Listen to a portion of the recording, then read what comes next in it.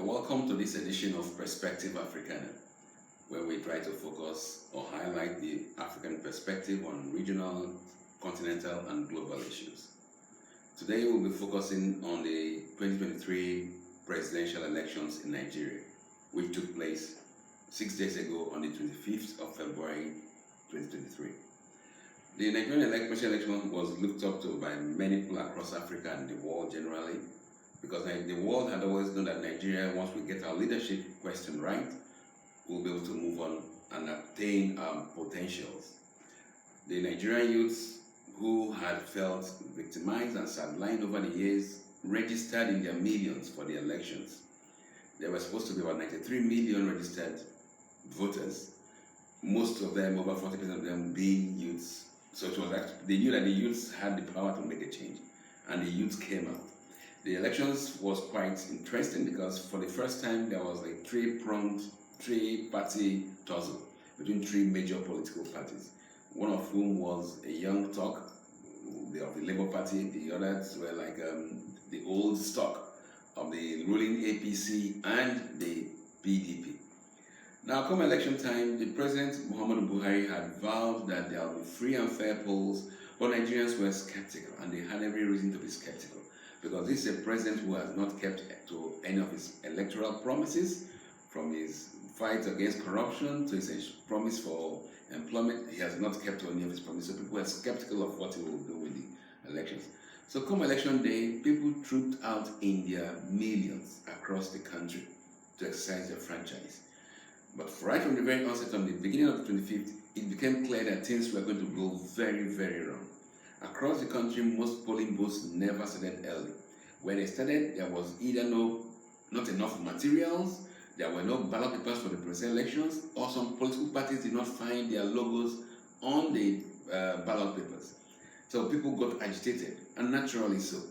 But as the election proceeded, there were skirmishes, there were violence, ballot snatching, burning of electoral materials, ironically, in most instances, by police and security personnel who were supposed to guide the process. In fact, in one instance, a woman was stabbed in the eyes. She went and treated her eyes and came back to ensure that she voted. That was the kind of passion Nigerians had to make sure that they voted. At the end of the day, when all the votes had come in, INEC had promised that there will be automatic transmission of results from each polling unit to a national database, so that real-time, online, people from all over the world will be able to know who is leading and who is not leading. Unfortunately, that system totally collapsed. That gave the sign that INEC was actually out to scuttle the entire process. So nothing was uploaded. For 2 days, nothing was uploaded. But all parties had their result sheets, and they knew what happened at the polls.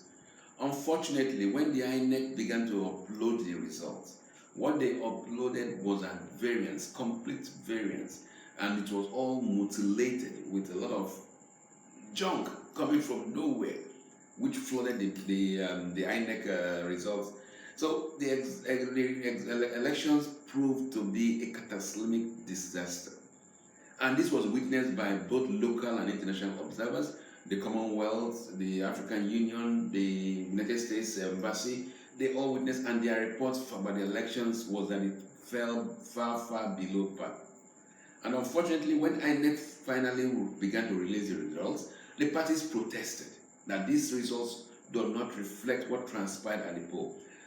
To the shock of all concerned, the INEC chairman told them, "We've done what we will do. If you don't like what we're doing, you can go to court." That gave the impression immediately that these INEC chaps were out to do their master's billing, and they continued and they did what they had to do. One of the things that shocked Nigerians thereafter was the congratulatory messages elements who had stolen the ballots in Nigeria were getting from the United States and the UK and France and top democracies in the world, who were already fighting wars in Ukraine to enthrone democracy. It took Nigerians by shock that why would these countries congratulate those who had stolen ballot papers in Nigeria? So we are hopeful that this wrong impression will be corrected, and that since the parties who is perceived to have won at the polls has already proceeded to court.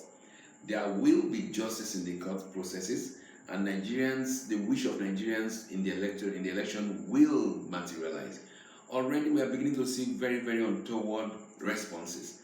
A Nigerian in Plateau State committed suicide. A Nigerian teenager of about 19 years committed suicide because he felt he had no further hope since his vote does not count. Some Nigerian youths have begun to destroy their voters' cards, their PVCs, because of the rape on democracy which transpired on the 25th of February. So it is hoped that when the courts finally adjudicate on this matter, they will be able to do justice and ensure that the right person, who is known not just to INEC but also to the entire world, a candidate of the Labour Party, that he gets his mandate and helps Nigeria to move to the next level. With this, we thank you very much. Have a wonderful day.